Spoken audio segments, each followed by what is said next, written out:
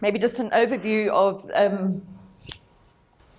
the Prism Awards for 2015.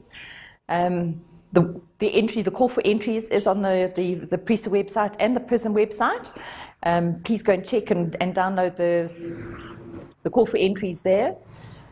We have an issue right now. We would like the entries to be submitted online, but we're having a little technical problem with the submission back end of the portal, and we'll probably know by the end of today or tomorrow what the route is going forward. So please I ask you to please check the PRISA website again by Monday to give you an indication of how you should be submitting those entries. Because if it's online, it makes it a whole lot easier for the judges. And in terms, just on the point of judges, we have, I think it's 48 judges this year that are judging the Prism in different categories and in different clusters. We've introduced a new cluster, and I'll go into that, well, it's right at the bottom there, the Pan-African category this year, because so many of us are dealing with Africa, dealing with consultancies, dealing with clients, dealing with our own companies into Africa. We felt that it was important that we introduce a Pan-African award. We'll also have a Pan-African campaign of the year, which will be judged separately to our South African campaign of the year, because there will be different criteria. So those are the new things that are going to be happening this year. But if you look, you'll see there's 20, how many, Catherine? 20, how many categories? 36. 36 different categories that you can participate in for your call for entry. Just check out that form on your website. I think, please, it's very carefully laid out in terms of the call for entries, how you should submit your entry, and Marilyn is going to go into more detail about that. But the different points and different scores awarded to how you're submitting that entry, and the problem, the solution, the implementation, and the return on investment. Please check those points. And like writing any exam, if you are being judged 20 points in that particular sector, please make sure that the content warrants 20 points. Don't give AVE of 1 to 5, because I can promise you that's going to get you a 0 return. So please just check that very carefully. But I think I've actually said that your entry, the judges can only judge what they see in front of them. They perhaps have not seen your PR campaign. They haven't seen the publicity that's taken place. They haven't seen the impact of your campaign. So don't think that they know about it. What you put on paper is what is going to sell that campaign. And your campaign doesn't have to be the Mango campaign or the Vodacom campaign. It can be one of your smaller campaigns, but it's the return on investment, the impact, and how you've met those objectives that is going to win you that award. That's far too small to even consider going through, but that's just to give you an indication of all the different sectors that have been included. We've tried to cover a broad spectrum. Doesn't matter whether you're an NGO, doesn't matter whether you're a government practitioner, doesn't matter whether you're in the healthcare sector or the financial services sector, whether you're in inventing or just in publishing. We cover every sector. So look, there is something for you to participate in. And then there's the different practice areas where we've looked at internal communications, we've looked at crisis management, media relations, an international PR campaign, and of course now the Pan-African campaign. Then of course we have the individual awards. That was introduced as a new element probably about 5 years ago, and it is slowly growing in importance. For anybody that attended last year's awards, you would see how Marilyn Rocha from PR Works and her company and most of their staff were participants in it, and you can only win if you participate. And you can only use it to promote your company if you participate. And then, of course, there's the agency awards. We've got the best small PR company, mid-size and large PR company, and we've separated it, and it worked well last year. So Kevin from Fleischmann Hillard has told us that it worked very well for his company in promoting Fleischmann Hillard. And they went out on a campaign with their clients saying, this is what we've done, this is what we've achieved, thank you to you. And so let's see more entries in that category too. The campaign of the year and the Pan-African campaign, I think, is where we've spoken about in the past. It has replaced the Gold Prism Award. That was the overall Gold Prism Award. And last year was the first time that we awarded the campaign of the year. The chief judges in this category are very critical. This is the campaign that is going to judge the PR profession, ultimately on performance and return on investment. You have to be very diligent when you submit the campaign of the year. It has to be well written. It has to be submitted in a professional way. It has to appeal to the judges. This is not about the amount of publicity. This has to be a campaign that tells your audience or tells the judge why you have the campaign of the year. So what I'm going to do is just share with you what the judges are looking for when they judge your campaign. And this formula stays the same every year. So some of you who have come previously, maybe you're seeing it again, but hopefully it will help you and refresh your minds and give you good insight into putting your entry together. Okay. So just to confirm then, your entry must be a maximum of 1,200 words. Sorry. So this is going to be strictly adhered to.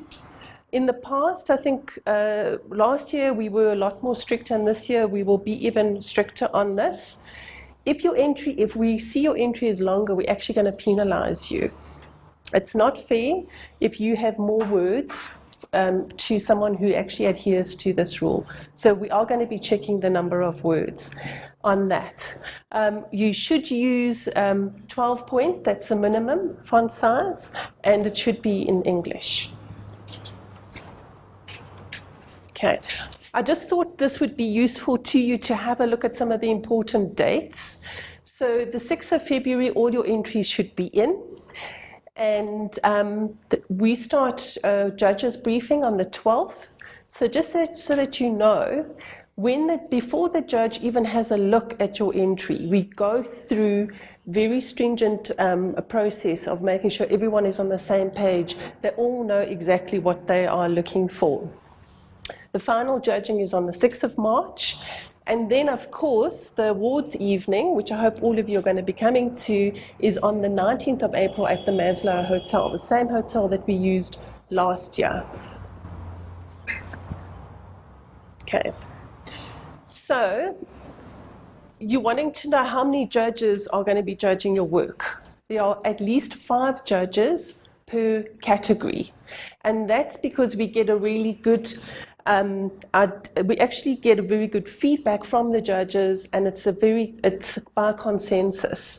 So it's very, very difficult for one judge to sway that whole judging process because there's 5 judges. The 60 to 7 is a bronze, 70 to 80 silver, and 80 plus is gold.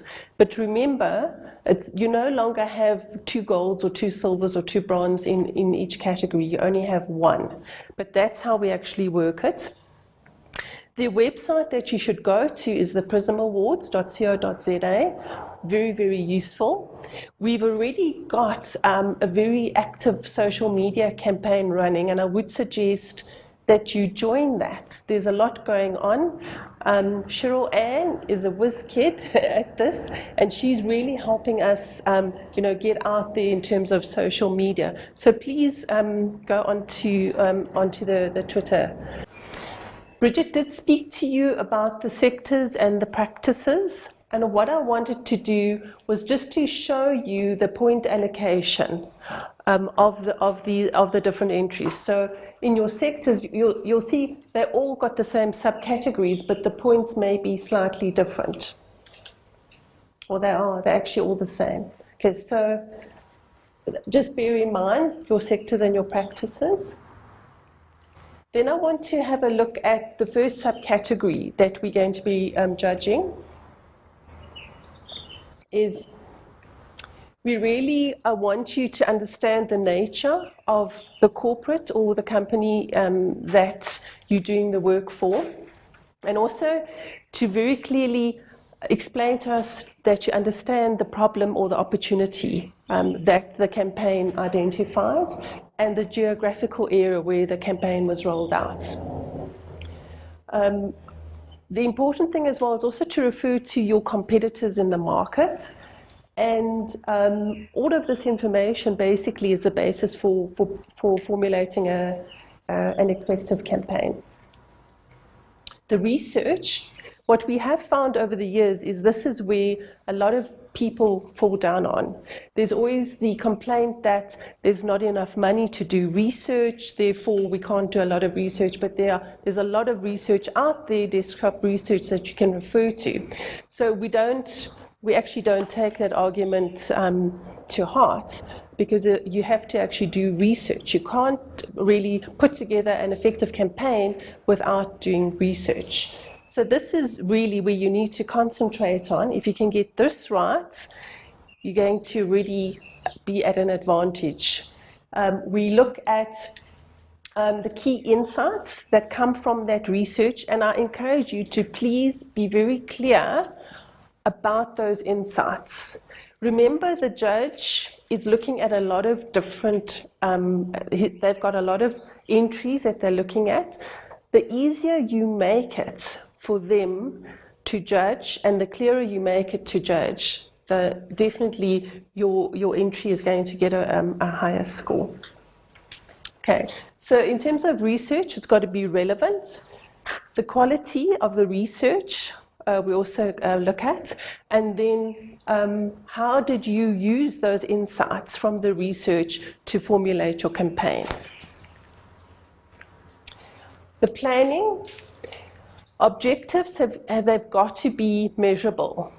This is also one of the things that seems to be lacking in some of the entries, where they will put an objective but there's no measurement around it. So how can you then in the end justify that your campaign was actually effective, because you can't relate back to your objective. So bear that in mind.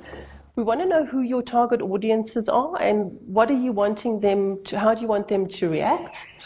Your messages, don't put in your campaign how you formulated your messages. We want to actually see the messages, not the formula you used to create the message.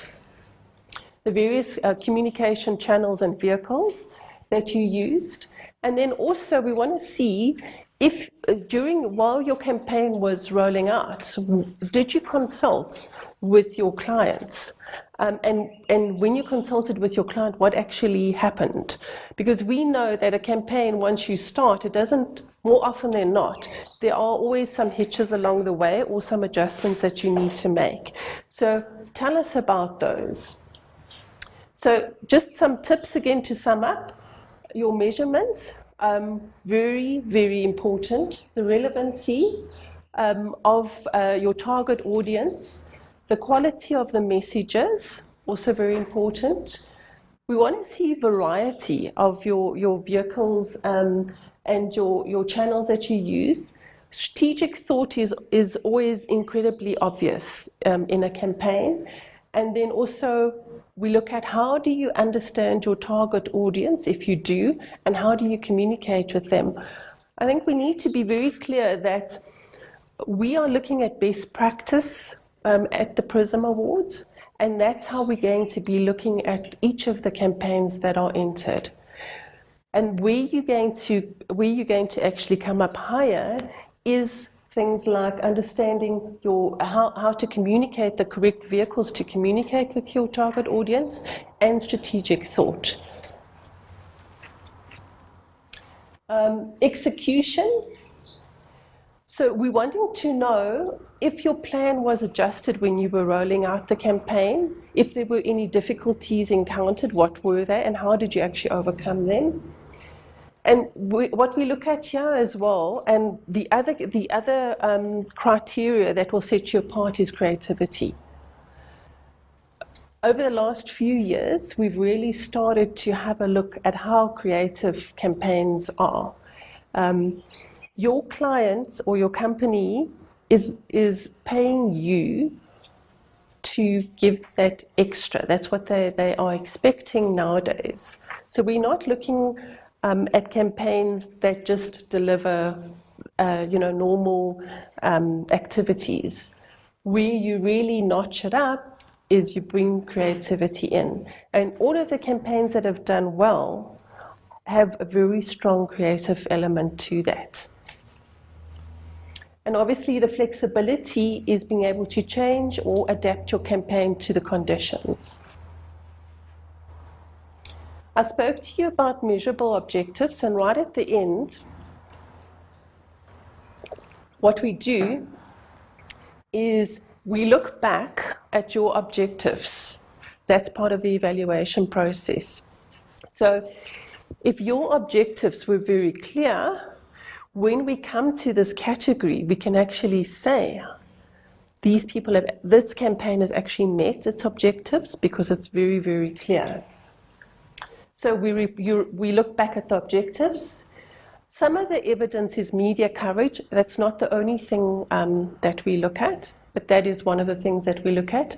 Often campaigns actually help with increasing sales, improving perceptions, that type of thing. Bridget mentioned the AVE. So what we look at is a 1-to-1 AVE when we judge. Only as one element. Yes, only as one element. Because we have to. Yeah. Not because I want to. Yes. So, that word that your clients always speak to you about is, we're giving you X amount of money. So how much are we actually getting from this? So the ROI is very, very important. You need to very, very clearly show what ROI your client actually got or the campaign showed. The effect on perceptions. You must also be able to substantiate your comments and results. So it's no good saying, this campaign was marvelous, it changed perceptions, it increased sales. That's just your word. We need to see evidence of that. And then again, I've spoken about the objectives. Really look at your objectives and make them quantifiable. So these are just some of the areas that even still today, there seem to be problems with them, is that the categories are not properly addressed. It's very, very, very clear on the Prism website. If you go to it, they show you exactly what the judges are looking for per subcategory. Take some time to go and have a look, because sometimes we find that the campaigns don't actually address the different subcategories properly. I've spoken about quantifiable objectives. Your key messages are also very, very important. Key insights, critical, creativity. Again, I just want to reiterate that actually will set you apart from another entry, is your creativity. We're really wanting to look at that. How the results tie back to the objectives. If you clearly understand the client's problem, and one of the things that we really also get incredibly disappointed about, and Bridget has also mentioned it, is that the campaign doesn't truly reflect, the entry doesn't truly reflect the campaign. And for us, I think that is a very sad situation, because if you're going to enter, you need to actually take the time to put together that campaign, so that it is a very, very good reflection on your work. Okay, so the judges can only judge what's in front of them, so make it easy for them. And Megan is going to take you through from Atmosphere. She's going to take you through exactly how they do it. her presentation is going to be incredibly valuable for you to listen to, because Atmosphere is very good at that, is actually very clearly showing you, the judge, exactly what they're doing. They make it very, very clear. So that's what we want you to do. Help the judges, make it very clear to them, this is what you are trying to achieve. Remember that all the judges are volunteers. All of us have very demanding careers. If you're in PR and communication, you do. So we do appreciate creativity. And also, you saw everyone speaking during the video, and there's a lot of conversation going on during the judging process. They're very, very committed to getting the right results. I can actually attest to that. Every year that we judge, the judges they're very, very committed to making sure that the right people win. And there's always an active debate on who the winners are. I mean, often it gets quite heated, but it's all very good, because it's all part of the process to find the correct winners. So I just wanted to end off by saying thank you very much for having the courage to share your work with us. I think the campaigns that are submitted result in people really understanding what best practice is, and it's also very good for the public relations and communications industry. So we thank you for allowing us and giving us the pleasure of judging your campaign. Thank you, and thank you for having me. When I showed this front slide to a colleague of mine yesterday, she asked me, very Pink Floydish of you, Megan. It's not why I chose it, I am a fan, but this is really about a process and taking a good idea and a great campaign that you've rolled out for your clients and had great results, and putting it into a document that sells it to judges who are possibly looking at 300 entries and are going to be very tired at the end of the day. So it's about taking that entry and making sure that you sell what it is that you did really, really well for your clients, so that you can sell yourself as an agency. And the Prisms are amazing. It has grown our agency. We always see a huge uptake in new business opportunities straight after the Prisms, so I really recommend that you do it. And when you do win, milk it for all it's worth, because it's a great opportunity to grow you. This picture was taken last year when we won Campaign of the Year. We also won Medium Agency of the Year as well, which we were very, very pleased about. So I think what I'm going to do is just quickly tell you a little bit about our history with the Prisms, and then take you into some of our tips. Some of it's already been chatted about, so I'm going to try and give you our angle on those issues, and little tips and hints that we hope that you can take away from that. As mentioned just now, Nicola is very much about sharing what we learn and what we know and how we do things, because that way we can make sure that the entire industry learns, and we can lift up our industry as a whole. So Atmosphere, just in case you don't know, is 13 years old. We have 2 offices, one in Joburg and one in Cape Town. Head office is in Cape Town, so Nicola's the smiley blonde in the middle.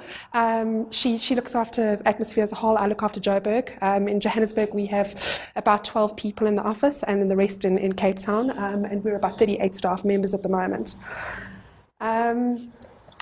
We've won 58 Prisms in the last 9 years, and of those would be 3 campaigns of the year, or 2 goals, and now a campaign of the year as well.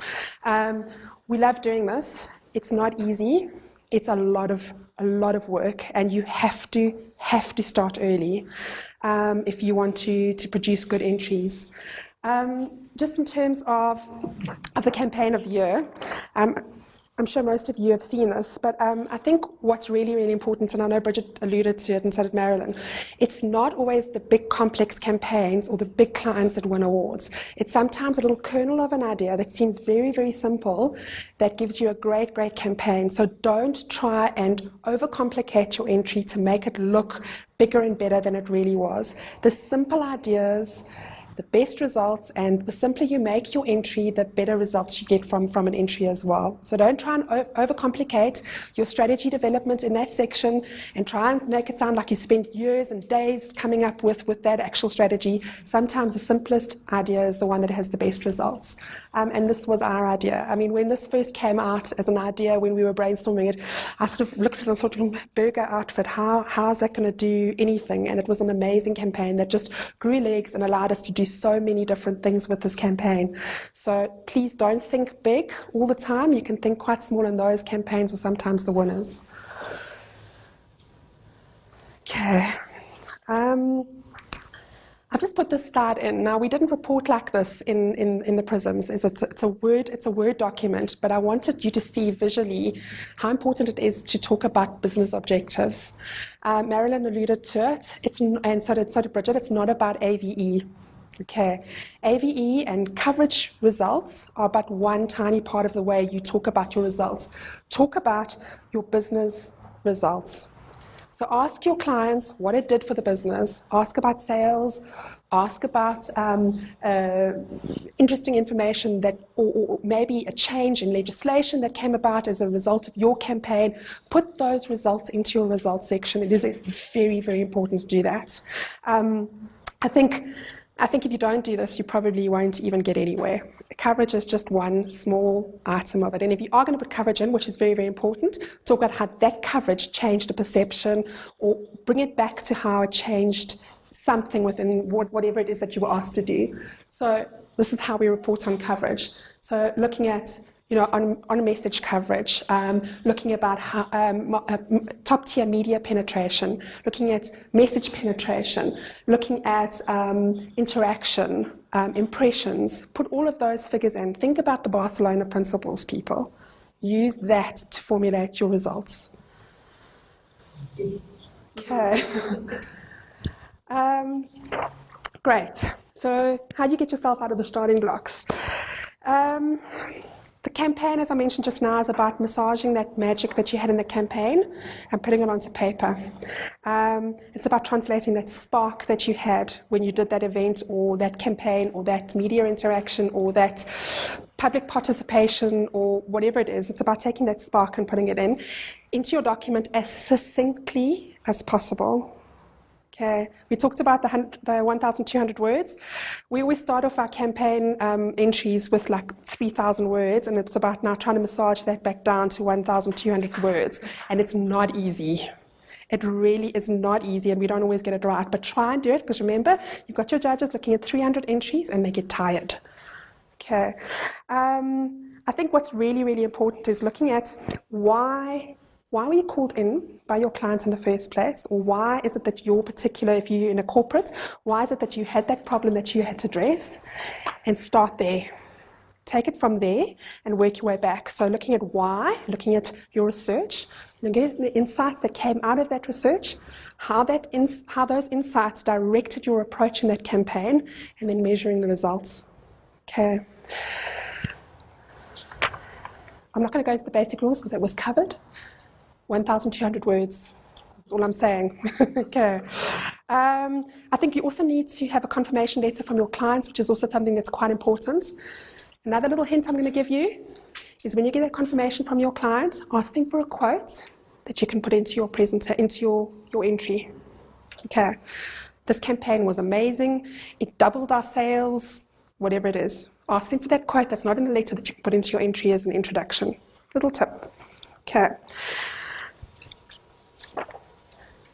From an atmosphere perspective, we take this very, very seriously, and we start early. So I'm doing an entry this year. I started in November, putting this together.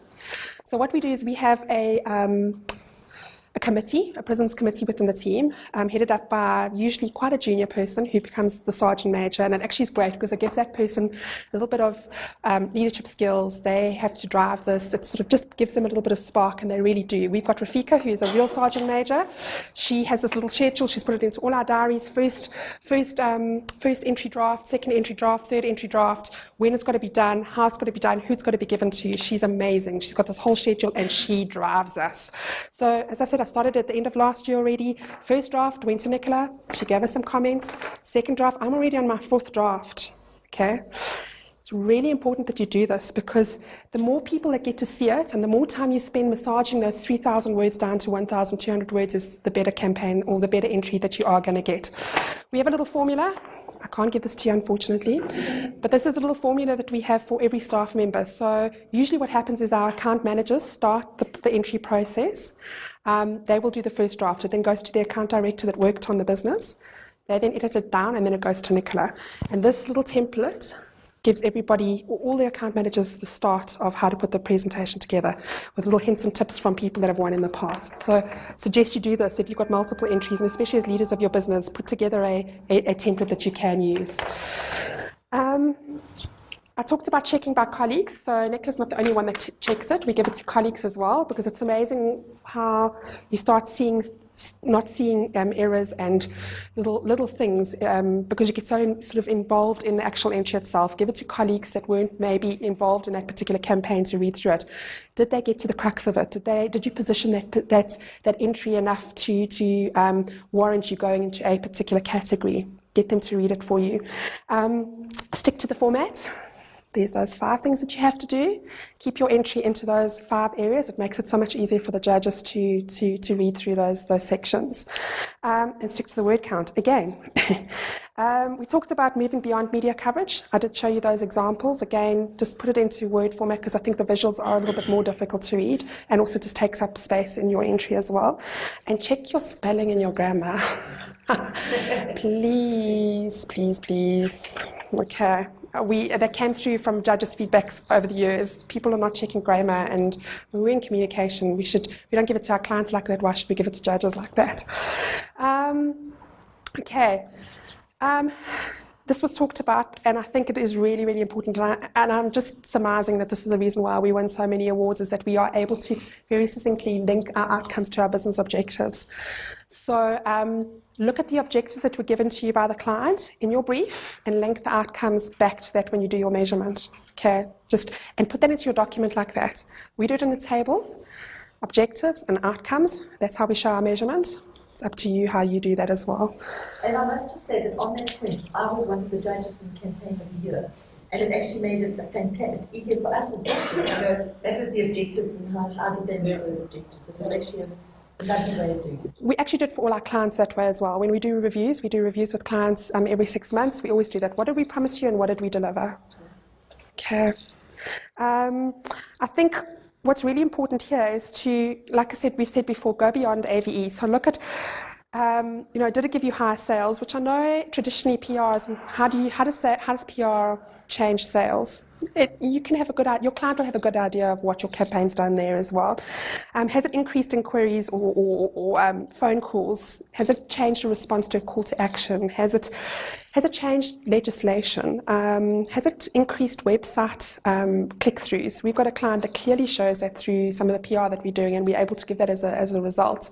It's important to put all of those things into your measurements as well. Okay, I'm not going to go through this in too much detail because we have already. I think I just want to reiterate something as well, is just look at the point allocation and make sure that that section covers enough to give you those points. Please correct me if I'm wrong, but the campaign of the year is an extra 10 points on top of that.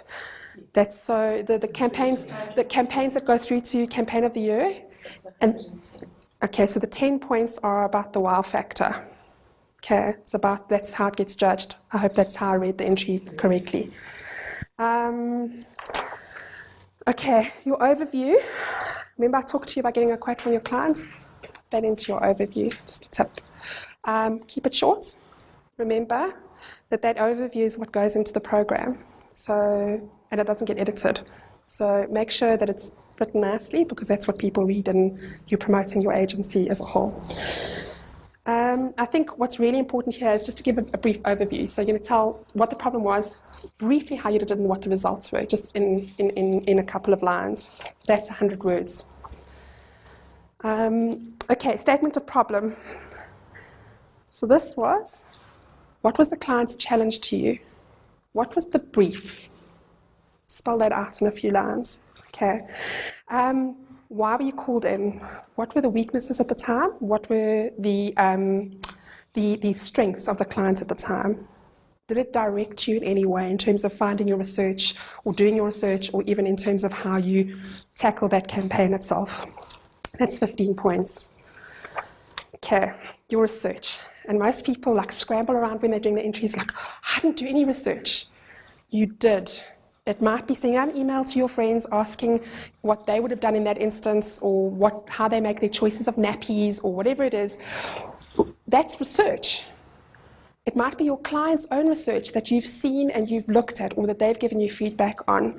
It may be trend studies that have come out or trend presentations that you've attended and an insight that's come out of those.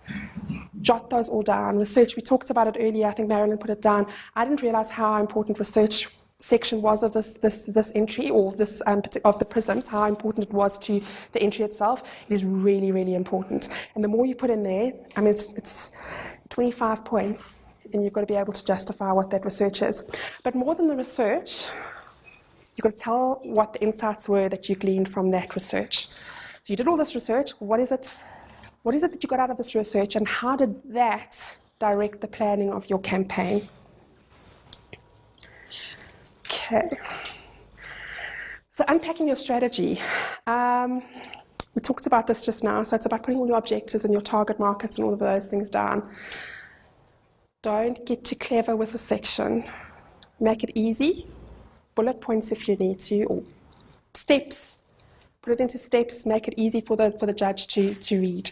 We also find that when some of the junior people do their entries, is they just try and get too clever with a section and the next section. They just think that this can't be this easy to put it down. It really is. It just needs to be quite simple and succinct. And remember, when you put your objectives down, because that's one of the sections they asked for, remember to put the measurables down. Make it a measurable, smart objective. Okay, not just to increase coverage or to increase sites to the website, click-throughs to the website. By how much? Put that in. Okay. Execution of the strategy. Again, a good way to do it is step by step. If I look at some of our winning entries, it's always been because it's like phase 1, phase 2, phase 3, or steps. This is how we did it, in bullet points almost, so that the judge can see clearly what the steps were, what the phases were, how the project evolved over time. We often put in pictures here. So photographs, caption photographs, or links or pieces of coverage or whatever it is, so that it illustrates what our activities were at this point. I think this was covered, but I think it's really, really important. So if you're rolling out your strategy and all of a sudden there's a crisis and you have to change tack, write that down. Discuss what it is that you had to do, what the problem was, and how you actually had to change the campaign. If you didn't, then you don't have to put that in. But also just talk about how it rolled out, if there were any changes or deviations to your original strategy and how that worked, and what the resolutions were. Okay. Evaluation.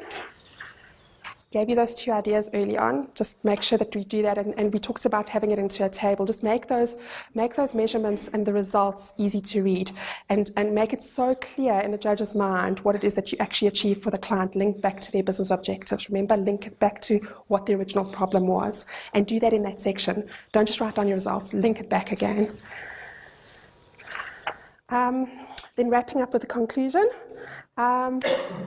This time, wrap it up in 2 or 3 words, and instead of getting the client to give you a comment, maybe get an influencer to give you a comment. So maybe it's a journalist or a blogger or somebody that you've worked with to give you a comment on how they found that campaign. Just a tip. And then just some final thoughts. Something that I haven't put on the slide, but I want to just reiterate: start early. You actually don't realize how much time this takes to get a good entry. Make sure that you're entering the right category. And if you are somebody asked about entering multiple categories, if you're going to do that, make sure that it is relevant to multiple categories. So, for instance, if you're going to enter something into a social media content and only 10% of your campaign was social media, don't enter it. You're wasting everybody's time. Make sure it's relevant to the category that you're entering. Show your insights. Research. What was the insight? That's possibly, I think, the most important part of your campaign, or your campaign entry, that should be put down. Show your results, and then, for heaven's sake, just keep it simple.